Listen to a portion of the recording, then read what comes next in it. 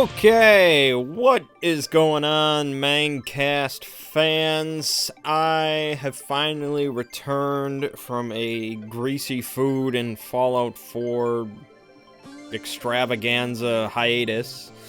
Yeah, it was something. But I am back now to talk about some news, discuss some things, give my opinions. That's what you guys like to hear, is some assholes' opinions about things that don't really matter, but alright. I kind of went through, I had to go back through 2 weeks of stuff, which I don't really like doing. I wish I had somebody that was just like, here's what you want to talk about it. But I had to scroll through 2 weeks of video game and movie news, and I picked out some stuff that I could mention. So the first thing is the fact that Deus Ex Mankind Divided, which was originally planned for a February release, February 23rd, 2016, has now been delayed quite a bit, in fact. Delayed to August 23rd, 2016, which is like a 6-month delay, something like that. That's big. And it's especially funny because they had a pre-order incentive when they first announced they had pre-order incentive that if enough people pre-ordered, they would release the game early. And people didn't like that. And so now they're like, alright, screw you. We're gonna release the game late then. That's what you get for complaining.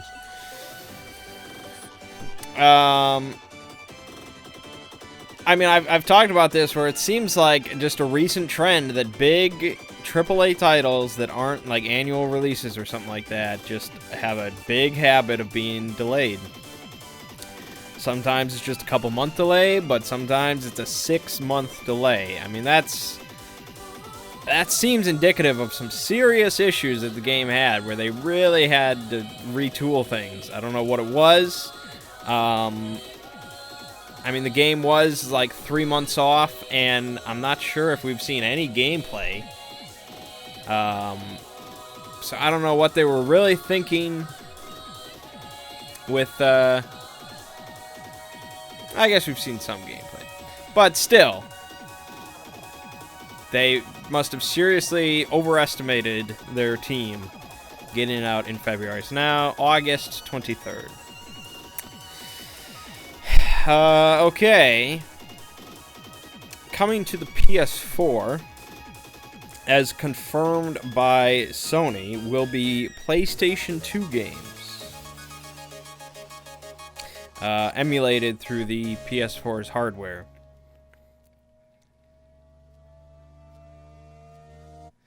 And they don't really have a whole lot to say about this. They haven't put out any details or anything like that, and this isn't really something that will be. This wasn't something that was shocking or surprising or anything like that. We've had PS1 titles for quite a while now. They have the PlayStation Now thing, I think it's called. I want to say that nobody ever talks about because nobody really ever uses because the prices were ridiculous. But I mean, that is a thing. And that was for like PS4 games and PS3 games, I think. And then you could already have gotten PS1 games. So yeah, PS2 games were kind of at an odd position on the PS4 as far as backwards compatibility. And I think that was because the PS2's... I don't know, I guess it was hard to emulate. But they must have figured it out because it's on the way, so you'll be able to play something. You'll be able to play something from the PS2 on your PS4. I was going to say Final Fantasy X, but you can already play that on your PS4. So never mind, I got nothing to say about that. Valve announced that they are going to be changing Steam sales. I know. normally how Steam sales have worked, the big sales, like the winter sale, the summer sale, blah blah blah, is it's like a big event that, you know, people talk about. Usually lasts like what, a week, 2 weeks, something like that. It's quite a while, and they have flash sales and they have daily sales amongst this big sale. And so during one of these huge sales, a lot of titles just kind of have a, like, you know, a bit percentage off their normal price. But really what you're looking for are the daily deals and the flash sales, which are changed either every day or every 8 hours or something like that. And that's what you're looking for, because that's where the big discounts happen. You don't really want to buy anything unless it's a daily deal or flash sale. And so, I mean, I'll admit, I kind of had issues with that, because it's like, you know, like the summer sales have happened while I was on vacation, and, you know, I miss out on like all these daily deals and flash sales and all these big discounts just because, you know, these sales happen when I'm sleeping, or, you know, something like just something happened, and you have to just check it constantly. And I understand why they had it that way. It's because, you know, you're checking it constantly and you have these impulse buys and blah blah blah. But now apparently they don't like that system anymore, because now they're changing it so that they will feature games. They will feature games on the front page for a certain amount of times, but any game that is going to be discounted during the sale will be at its discounted price from the start of the sale to the end of the sale. So there will not be any daily deals or flash sales or anything like that. I'm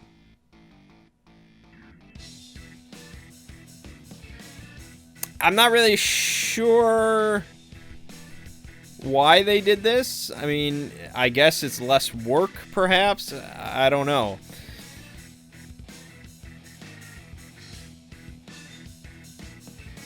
But I mean, that's also, so one, they miss out on the kind of impulse buys and things like that. Two, they miss out on people continuing to check the sales, because like the first day I'm just going to look at what I'm interested in, and I'm going to see if it's a good price, and if it's not, I'm never going to look at it again. But three, I guess these games are going to be discounted for the entire sale. So people, like, there's no, like, you're not going to miss out on anything. You're not going to miss out on anything. If a game is priced well during the sale, people are going to find out about it. And yeah, so I don't know. I'm not a businessman. I'd love to know their reasons behind all this kind of stuff. I had my problems with the old way of sales, but there wasn't excitement about it, you know. So I don't know. We'll see how it goes. I don't know when the first sale featuring this is going to happen. Is there an autumn sale? I don't remember. Time's ticking on that. Oh, it is. There is an autumn sale starting on this Wednesday. There you go. So this Wednesday we'll start that, and we will find out how it all comes together and what happens. But you don't have to worry about checking it every day, I guess. Alright, and then final piece of video game news. If I'm going a little quickly, that's partly because, well, I'm not done with Fallout 4. But anyways, final piece of video game news. It's from Nintendo. They had their Nintendo Direct at some point. Maybe that was like 2 weeks ago or something like that. And there wasn't a whole lot I cared about it. But this is something that I thought was kind of interesting and odd, I suppose. Is that they have announced in the upcoming 3DS version of Hyrule Warriors, which I don't know how many people care about, there will be a playable version of a female version of Link.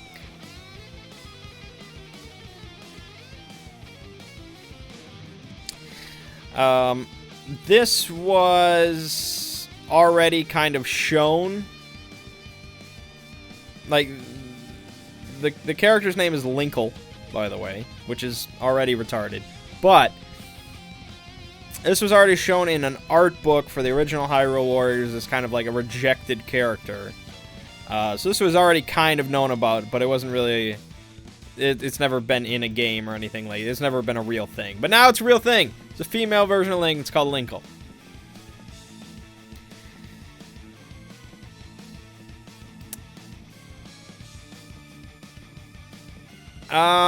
This is strange. I mean, one, because the character's name is Linkle. I don't see how that's inherently feminine. That just sounds stupid. But, okay, Linkle. I mean, Zelda is immensely popular amongst the female gaming demographic. I don't think anyone would argue that. I mean, plenty of female gamers like Zelda. Plenty of male gamers do as well. But it's just, in the world of, you know, kind of female gamers arguing for equality and equal representation and sexism in video games and things like that, where you have stuff like Dragon's Crown or what, you know, stuff like that, where, you know, where they have somewhat legitimate arguments about what's going on there. I just don't see. I don't know if there was ever an argument that we needed a female version of Link. Like, because you have Zelda. The series is named after a female, and you know, Zelda is playable in some games and the Smash Brothers series, and you have Sheik, and she's pretty badass and all that, and Link is already like the most androgynous character I think Nintendo has, where it's like, I mean, I guess he's a guy, but there's really no... He may as well just be nothing. He may as well just be asexual. He's the player is what he is. I just don't know why they needed to make a female version of Link. Now, they say it's kind of its own character, but it's a female version of Link. It wears green. It's got, like, kokery stuff going on. It's got blonde hair. Its name is Linkle, let's be honest. Nobody's asking for a female version of Mario, or a female version of Wario, or a female version of Samus Aran. I know.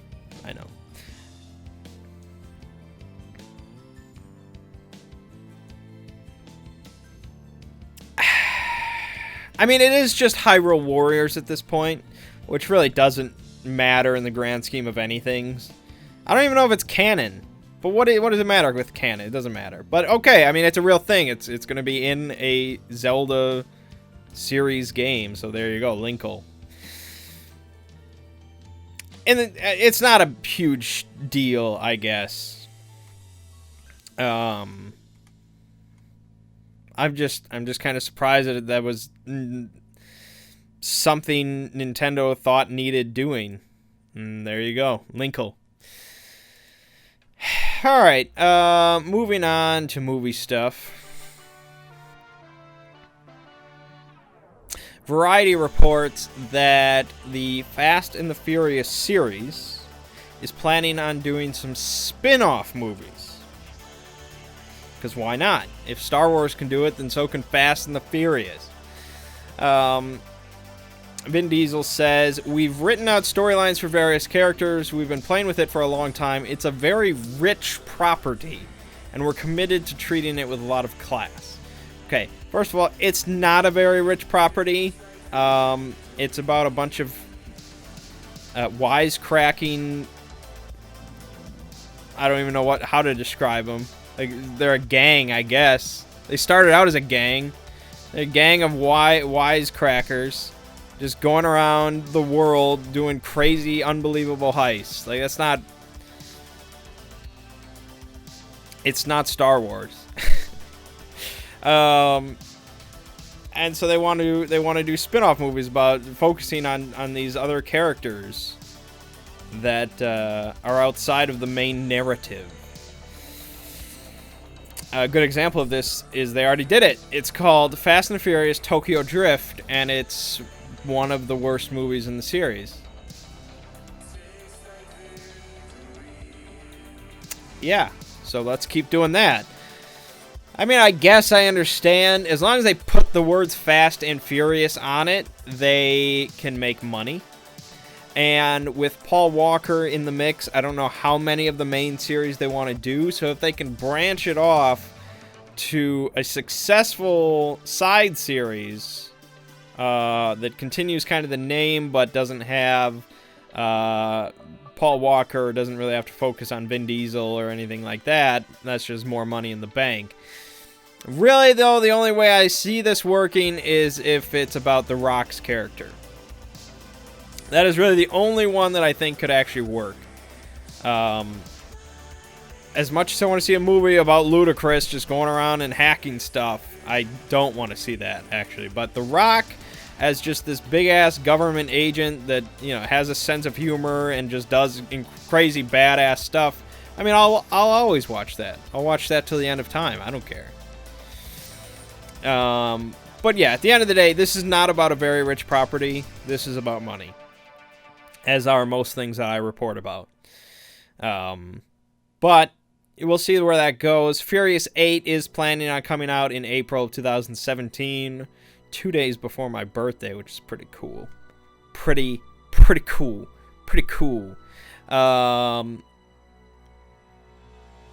So yeah. Yeah. I mean, if it's The Rock, I'll watch it. That's the end of the story. All right, this next one. No, I'll go to this one. Okay. So Die Hard 6.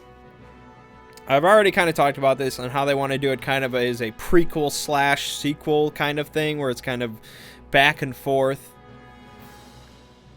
And I thought that was odd. But a guy I guess he's a filmmaker of independent stuff, but he's just a nobody. Okay, we'll just say he's a nobody. He put out a full-page ad in I want to say the Hollywood Reporter. Is that what it's called? For some reason this article doesn't mention, but I believe I remember seeing that. It doesn't matter. It's an ad in a Hollywood-based magazine, something like that. And it says, "My name is Eric D. Wilkinson. I'm a producer and writer of independent movies. I withdrew money I don't really have from my savings to reach out to you today to tell you that I love the movie Die Hard. Let me say it again. I love Die Hard. It's my favorite movie of all time, blah, blah, blah. The original Die Hard trailer boasts he's an easy guy to kill, or he's an easy guy to like, but a hard man to kill. But by the time you get through the 5th movie, he's become completely impossible to kill. Somewhere along the way, John McClane became the man he told Hans Gruber he wasn't. John Rambo, an unstoppable killing machine.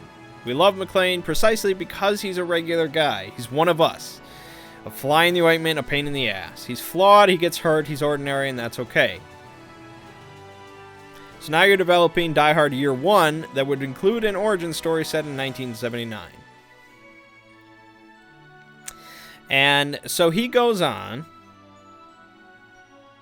His pitch for a plot for Die Hard Year 1. So I'll just give the summary as per the news article.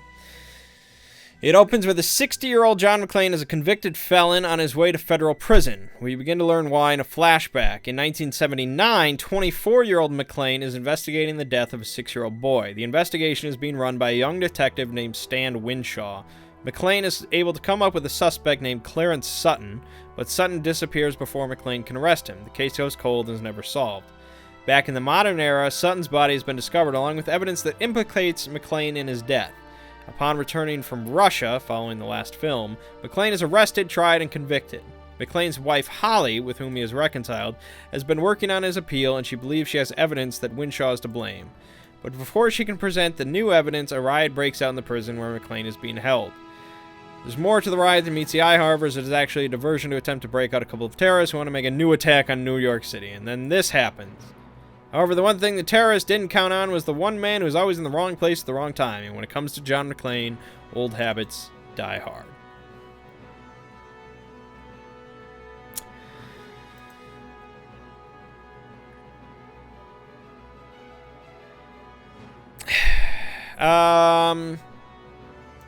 Okay. I mean, it's a fine plot.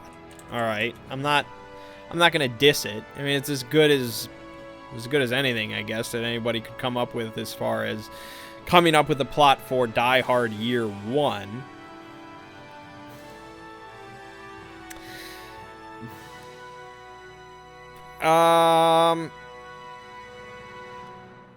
The only issue, well, there's a few issues, I guess. Bringing Holly back into it is very unlikely to happen, as Bonnie Bedelia hasn't been in a Die Hard movie since Die Hard 2. So I don't think that would happen. I don't think she's going to suddenly reappear for Die Hard 6. But really the main issue here is the fact that this is an ad in Hollywood Reporter.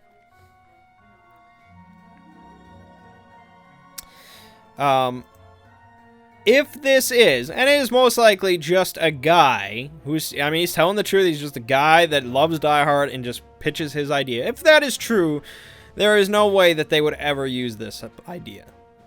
It just wouldn't happen. One, because they would not admit they couldn't. They just can't use it. They just can't do it.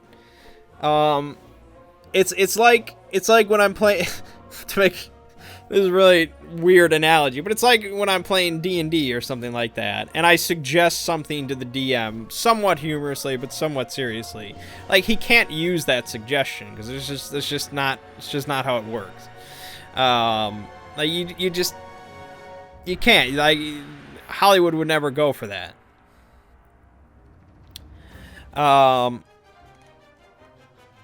But secondly, this would set a very, very dangerous precedent. Of everybody just suddenly being like, you want a plot for a new Star Wars movie, for a new Matrix movie, for a new Indiana Jones movie, for a new blah blah blah movie? Here you go, here's my idea. And we would just see that everywhere, and it would just be disastrous. So I don't think this will ever get used. It's interesting, and it's nice to see people still care about Die Hard. But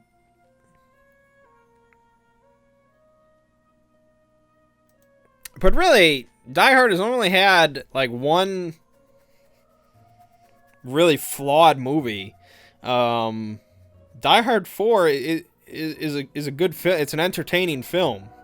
I don't hate on Die Hard 4. I like Die Hard 4 over Die Hard 2. Just 5 was so bad that it really kind of scared people. So yeah, I mean, I wouldn't be shocked if they used elements of this guy's thing, but no, this is not going to be the plot of Die Hard 6. Okay, so this article, this was going to be my stupid piece of news for the week, except the following news is even more stupid. So this is just semi-stupid, and that is the fact that the movie Memento from 2000 is getting remade, supposedly.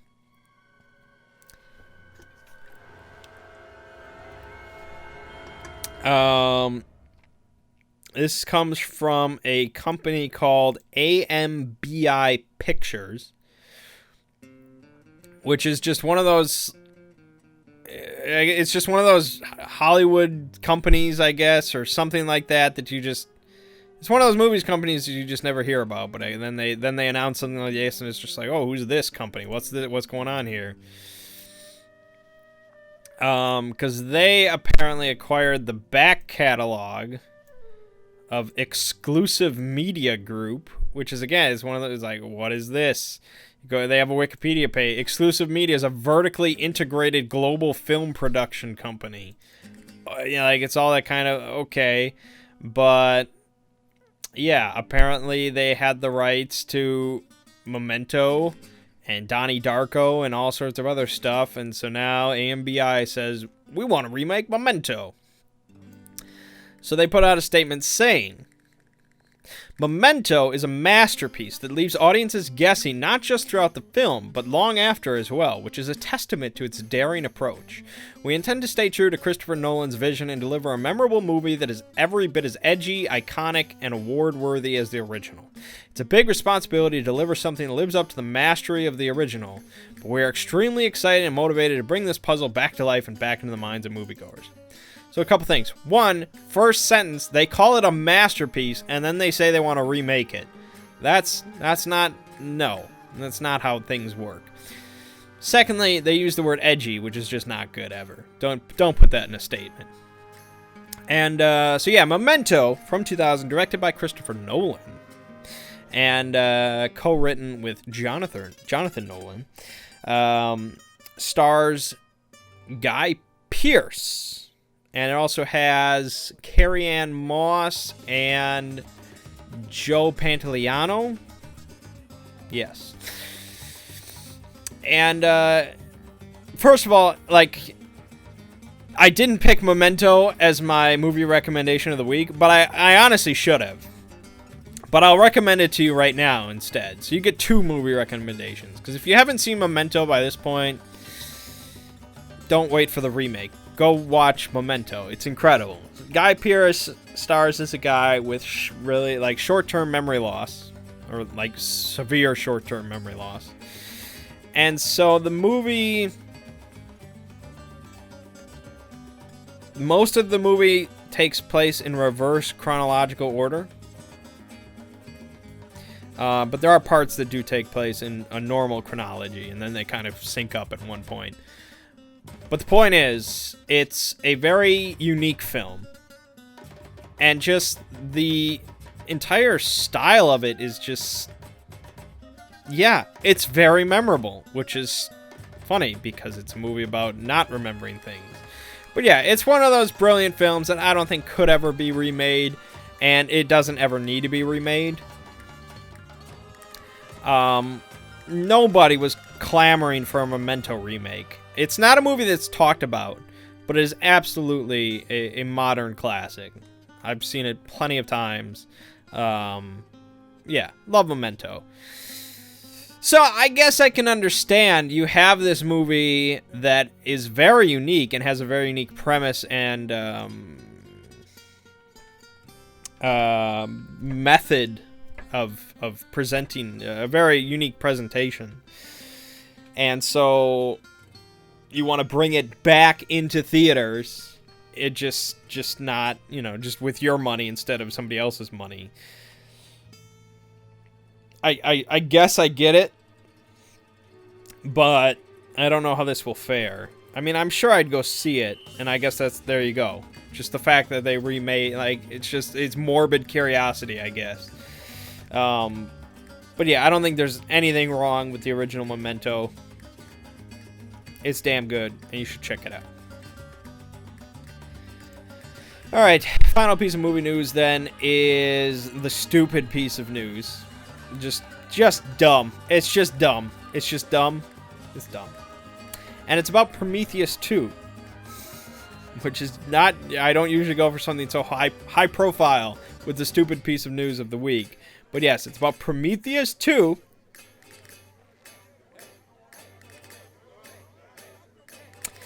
And Ridley Scott has decided to change the name from Prometheus 2, and I hope you're prepared. I hope you're prepared for this title that he picked. Oh, God. I have to say it out loud. Okay. Prometheus 2 is now known as Alien Covenant. if that is not the closest name to ever being a Mangg's movie, like that, I'd be shocked if that isn't the name of a Mangg's movie. I know Alien Origins is a Mangg's movie, and a very bad one at that. And he could have very easily called it Alien Origins. But no, it's Alien Covenant, which is almost more retarded. Because Covenant just doesn't... What is that? What? That's like, what, an agreement between multiple aliens? Is that what we're talking about? Like, oh, God, it's just... It's terrible. It's terrible. It's probably the worst AAA movie title ever. Maybe not, but that is... For a high-profile movie like this, I don't think anything could be worse than that. I mean, unless you got really retarded, like Alien Resurrection XXX3 or some bullshit like that. But I mean, oh God, Alien Covenant. And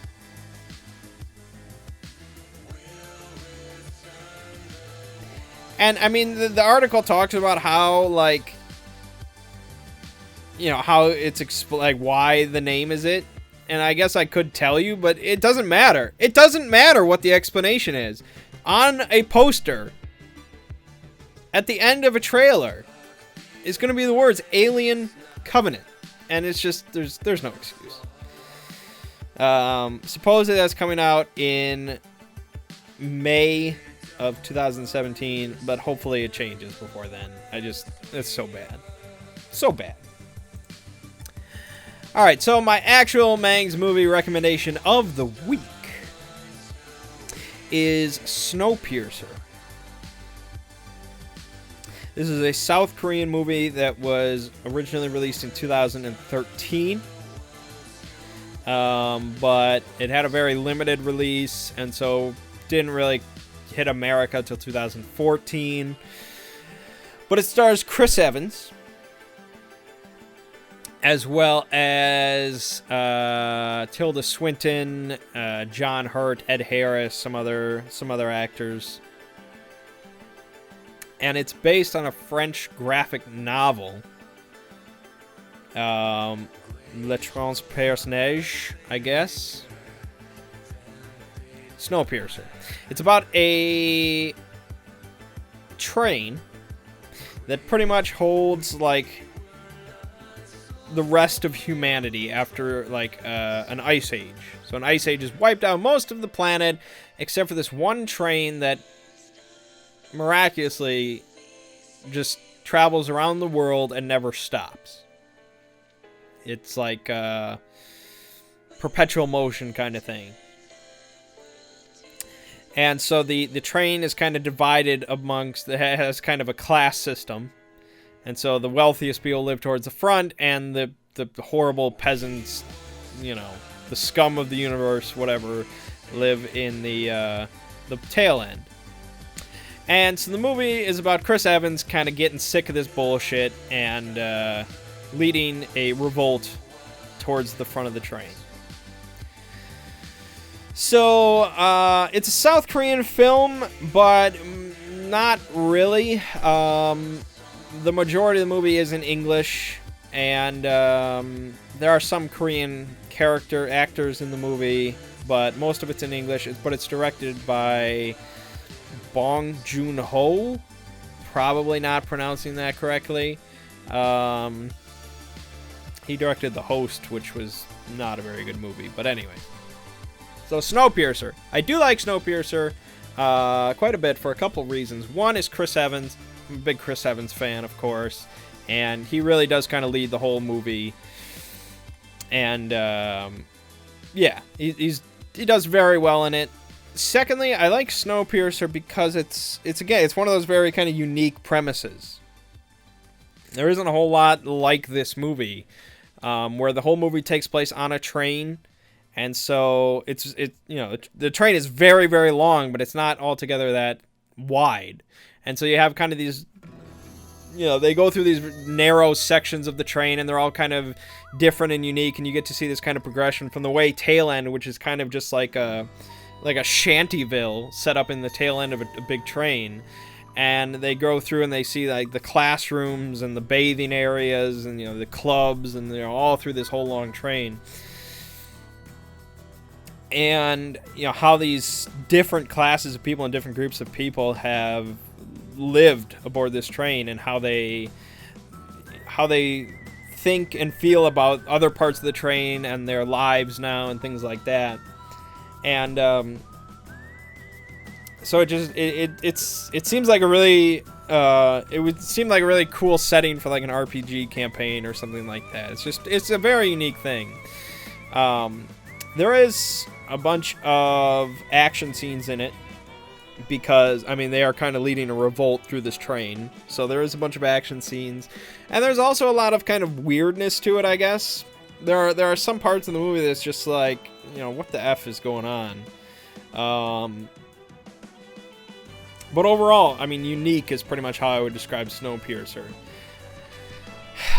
It does have a very high rating on Rotten Tomatoes. It's got a 95%. Most people like this movie, even though it is kind of strange. But I definitely recommend checking it out if you're looking for an interesting film to watch. Alongside Memento, there you go. So, Snowpiercer. Alright, finally then, this is a little late, probably not really relevant. I was going to talk about this last week, of course, but I you know, here it is. So, I saw Spectre, the 24th James Bond film. It wasn't my 24th James Bond film, I'll tell you that. This was my... Let me see.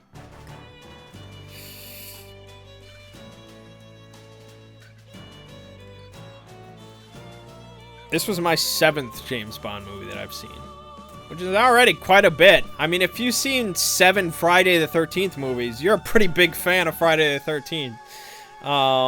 But I wouldn't say I'm a pretty big fan of James Bond. And so... Okay, so let me be pretty clear here. I say that I'm not a big fan of James Bond, and I'm not. But every movie that I watch... it doesn't matter whether it's, you know, the newest Avengers or Star Wars or whatever, or a Mangg's movie. Every movie that I watch, I try to go in with as neutral of an opinion as possible. Okay? I try to go in with no preconceived opinion about what I'm trying to be, you know, what I'm trying to view here. That's not to say that I can't be hyped about a movie, or I can't be kind of like, okay, I mean... Like, I try not to diss a movie before I go into it, okay? Or I try not to think, oh, this is going to be great, I don't care. I try to go in very neutrally. So that's why I can see a movie like, you know, Creature. You know, I sat down, when I sat down and watched Creature as a Mangg's movie, I did not think I was going to enjoy it at all. But I did. It's probably my favorite Mangg's movie. And then I can also go in and see Spectre and think it's not very good. And so it's not very good. I would not recommend Spectre to you. But if you are already interested in seeing it, you've probably already seen it. So it doesn't really matter at this. I'm a little late to the party, but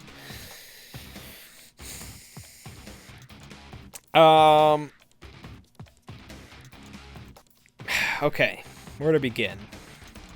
Okay, let's begin with the most glaring issue that I had with it. It's way too damn long. It is a 148-minute action movie. That's almost 2.5 hours.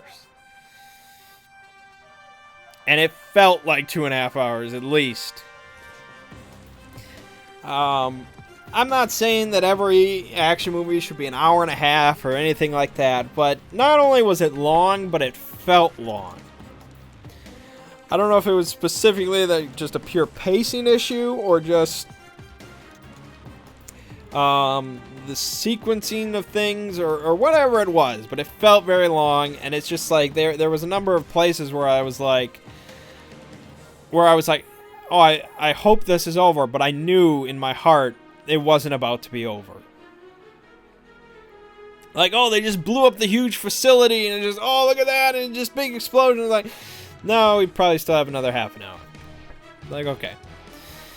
So yeah, it was long, and I'm not crazy about Daniel Craig. I guess I should say that. I just don't think he brings a lot of charm to the role.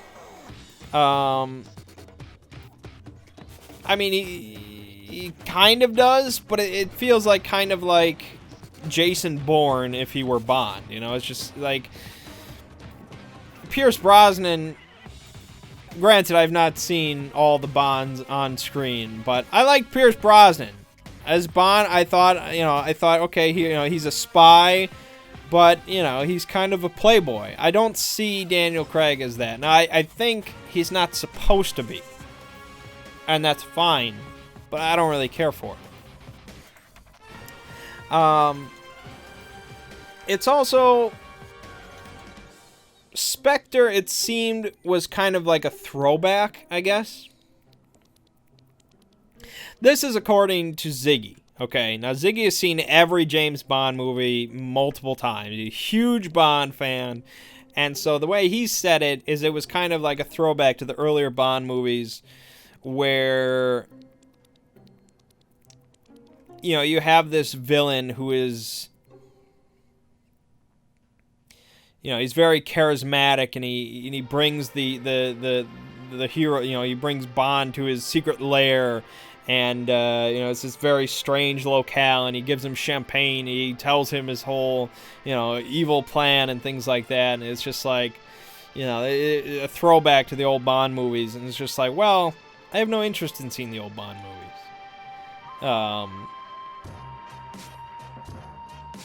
And so that's kind of what they were going for here. But there are so many more issues to it then. Like, it's been like a week and a half since I've seen it, so I'm trying to remember all my complaints about it. I guess, yeah, that is my kind of complaint about it, is it felt like an old school movie, and we live... Here's what I thought.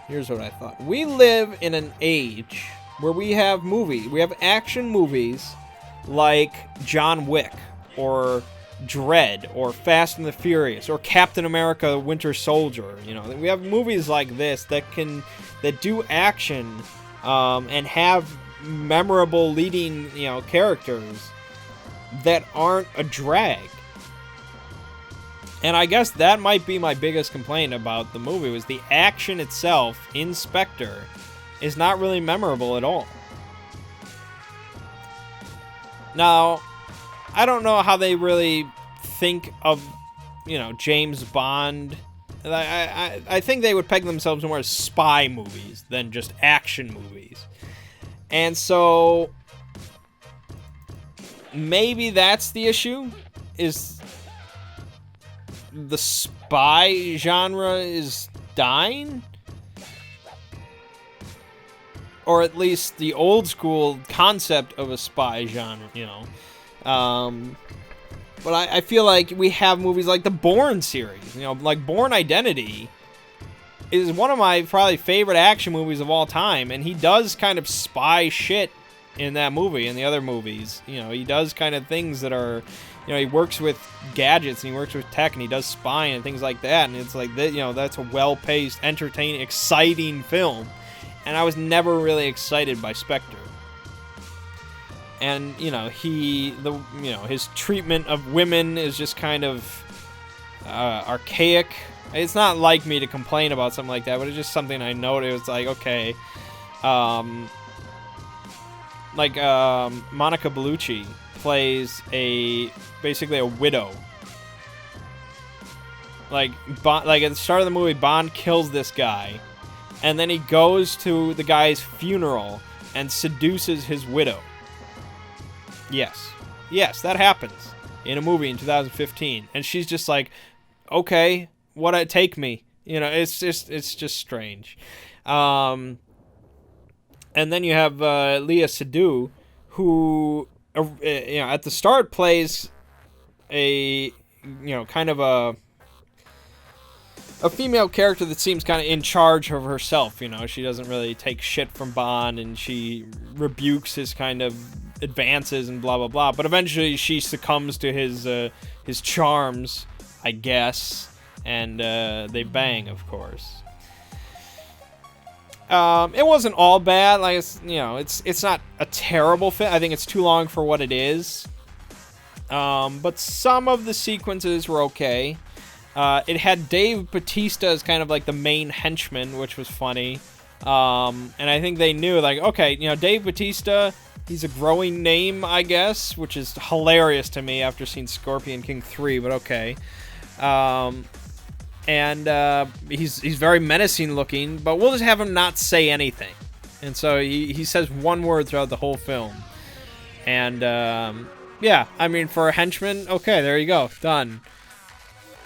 And then we have Andrew Scott, who you probably know better as Moriarty from Sherlock. And it's just, as soon as you see him on screen, you're like, well, he's gonna be a fucking villain.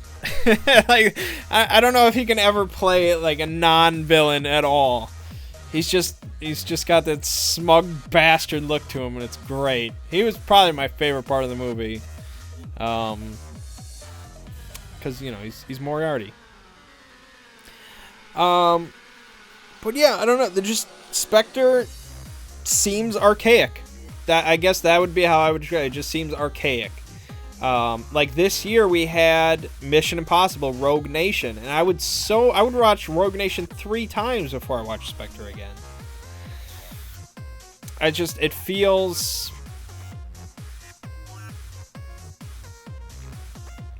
like a movie just out of time. It feels too late for something like this to really come out.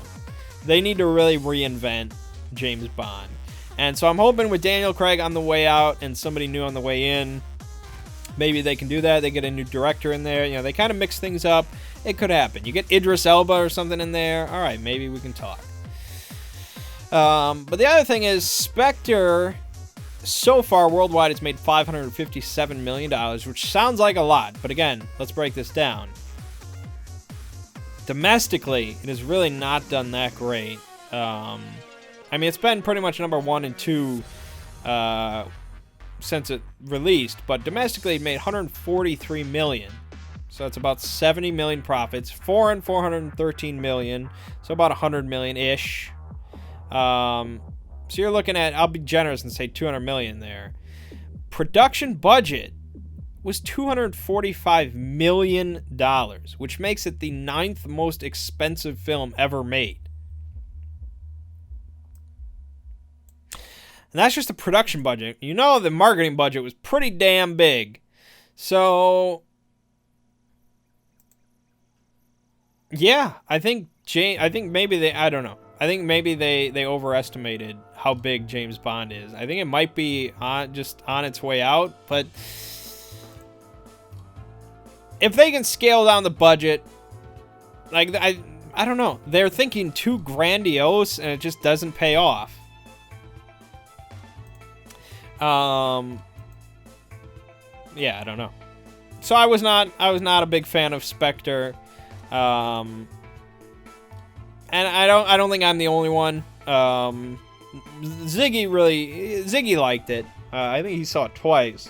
But a few of us walking out of the theater, like, all we were doing was just kind of ripping on plot points and plot holes and things like that. Like, we were not big fans. Rotten Tomatoes, it has a 63%, 67% audience rating. So it's not terrible. However, if I can mention, Quantum of Solace on Rotten Tomatoes has a 65% rating. So, yeah. So if you want to see a movie that's worse than Quantum of Solace, you can go see Spectre. Alright, that is going to wrap up this week's Manggcast. We didn't quite make it to an hour, I know. There was probably some other minor things I could have talked about, but you know, Fallout 4, it's a thing. It's a thing. If you haven't heard of it, you might want to look into it. It's called Fallout 4, and it's pretty good, and I'm probably going to go play it right now. So my name is Mangg. This has been the Manggcast for November 21st, 2015. I'll see you fine folks next week.